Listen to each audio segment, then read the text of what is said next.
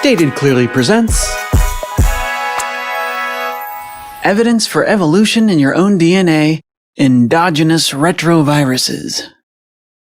You've probably heard that great apes like chimpanzees are humankind's closest living relatives.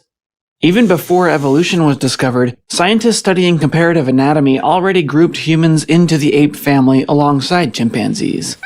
In those pre-evolution years, however, the word family was often used figuratively. Many scientists held a fixed species view. They thought humans and chimpanzees had been similar yet different since the dawn of time.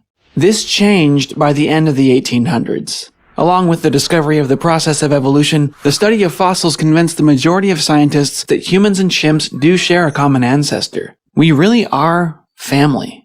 Today, hundreds of transitional fossils have been found, representing over 20 distinct groups which blur the line between humans and chimpanzees. That said, some people feel that the study of fossils is too subjective. Is there an independent line of evidence we can use to double-check what we think we know from the study of fossils and anatomy? Dr. Francis Collins, the man who directed the Human Genome Project, rightfully pointed out that the study of DNA gives us an entirely independent, quantifiable way to test our ideas about evolution. Instead of simply taking his word for it, here we will examine the evidence for ourselves. It's widely known that DNA is great at revealing family relationships. In the court of law, DNA evidence is the gold standard for determining who the father is. DNA evidence is now widely used in the study of genealogy to figure out more distant family relationships. And there are many independent ways that DNA evidence can be used to reveal family relationships even between different species. Here, we'll zoom in on just one line of DNA evidence: endogenous retrovirus DNA shared across species. In this case, between humans and chimpanzees. To understand why retrovirus DNA is such a big deal, let's first take a quick look at what retroviruses are. A retrovirus is a special type of virus that reproduces by inserting its genes directly into a cell's DNA. The virus genes become a seamless, permanent part of the host cell's genome. The cell treats the virus DNA as if it were its own. It reads the virus genes, using them to make new viruses, and when the cell copies its own DNA before reproducing, it also copies the virus DNA and passes it on as well. In mammals, modern retroviruses usually infect white blood cells. If, however, a retrovirus happens to infect a sperm cell or egg cell, and if that sperm or egg cell ends up participating in fertilization, the resulting child will have a copy of virus DNA in every single one of her cells. She'll even pass it on to her kids if she has children. Now, you might think that this is a guaranteed death sentence for the child, but the immune system can sometimes handle the problem. Normal copying errors in virus DNA can also shut a virus down. In these cases, a retrovirus insertion can be thought of as a single, giant mutation for the host. As is the case with all mutations, a retrovirus insertion might have a negative effect on the individual that contains it. It might be neutral, or, with a bit of luck, it could end up being beneficial. Virus genes also act as extra genetic material that evolution can, quote, play with as generations pass on. Future mutations can give virus genes new functions, some of which might happen to be useful. Recent studies have found that, in at least one case, it seems that an ancient mammal was infected with a virus that ended up aiding the animal in reproduction. Many of that early mammal's descendants, humans included, eventually became fully dependent on the virus gene. We can no longer reproduce without it. We are part virus. When a retrovirus becomes a permanent part of a species' DNA, whether or not it's functional, scientists call it an endogenous retrovirus. Endogenous because it is inside us from birth. It turns out that the human genome contains thousands of endogenous retrovirus segments, long stretches of DNA with sequences that match those of retroviruses. Luckily for us, none of ours can still make full-fledged viruses. They have simply mutated too much to perform their original virus-y functions. Okay, so if all of this is news to you, it's probably a lot to take in, so let's recap super quick before we look at how endogenous retroviruses act as evidence for evolution. An endogenous retrovirus is a stretch of DNA found in your DNA that got there when one of your ancestors was infected by a retrovirus. on rare occasions, virus genes find their way into sperm and egg cells where they can go on to become a permanent part of a species' genome. Your endogenous retroviruses act as historical records of past infections suffered by your ancestors. Now, at this point, you might be asking, how do we know for sure that genes with similar sequences to virus genes actually came from viruses? Has this been experimentally demonstrated? In several different cases, yes. Scientists recently took human cells incubated in petri dishes and slightly mutated the DNA of one of our endogenous retroviruses to see if it would start producing viruses again. Sure enough, it worked. An extinct virus was revived from a DNA sequence found in our very own human genome. Endogenous retroviruses really are the remaining scars of ancient virus infections. So, how does this all act as evidence that humans, chimps, and other primates really evolved from a common ancestor? In 2003, the first draft of the chimp genome was published. Overall, chimp DNA and human DNA sequences are incredibly similar, but unless we dive deeper, this fact alone can't tell us for sure if evolution is a better explanation than the fixed species idea. We already know that humans and chimps have similar traits. If DNA codes for traits, we should expect our DNA to be similar as well, right? In many cases, this is a reasonable point, but not in the case of endogenous retroviruses.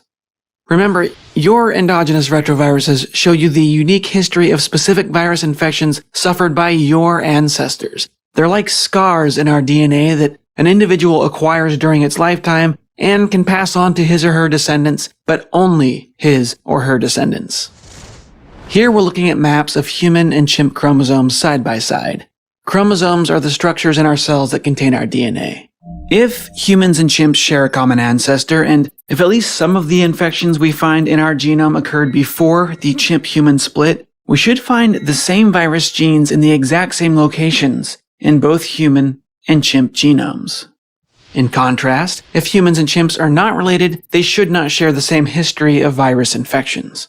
Now, of course, it is possible that throughout history, both species, humans and chimps, were infected by some of the same viruses. Humans and chimps sometimes get each other sick today. But if chimps and humans are not related, those virus genes will not be found in identical locations of both chimp and human DNA. This is because when a retrovirus infects a host, there are many different spots in the host genome where it might end up inserting itself.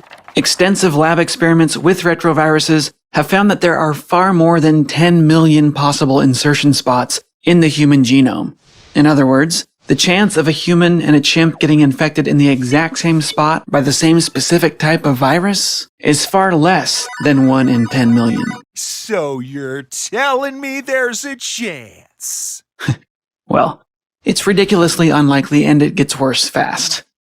If two individuals are both infected with just 12 of the same viruses, the chance that each of those 12 inserted themselves into the exact same DNA locations in both hosts is less than 1 in the number of all the atoms estimated to exist in the entire observable universe. To get a rough idea of how many insertions are shared between humans and chimps, researchers scanned both of our genomes looking for a type of retrovirus they knew was common in humans. They found 211 insertions in the human genome and 208 in chimpanzees. To figure out if any of these insertions are in the same locations in both humans and chimps, they compared the unique flanking DNA sequences on either side of each insertion. If you think of the virus as a scar, the flanking sequences are the healthy bits of tissue around the scar that tell you where the scar is located.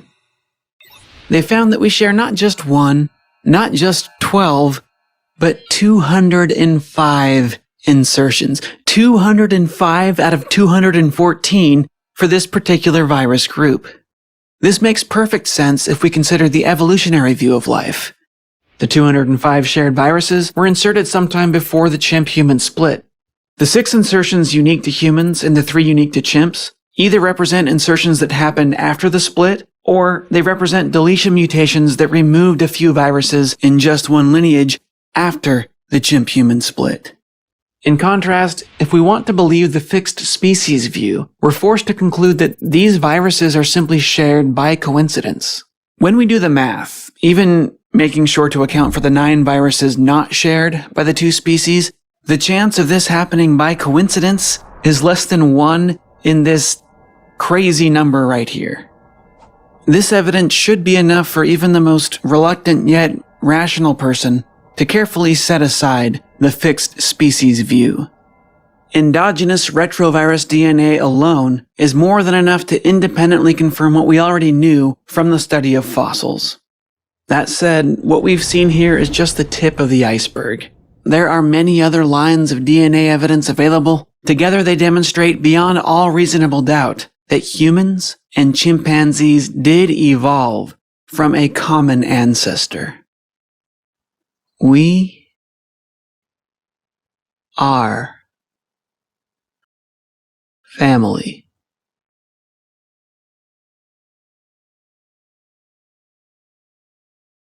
We are part of this very complicated, amazing evolutionary history. We are related to those other animals, especially animals like non-human primates like the chimpanzees. We are directly descended from a common ancestor. The evidence for that is overwhelming.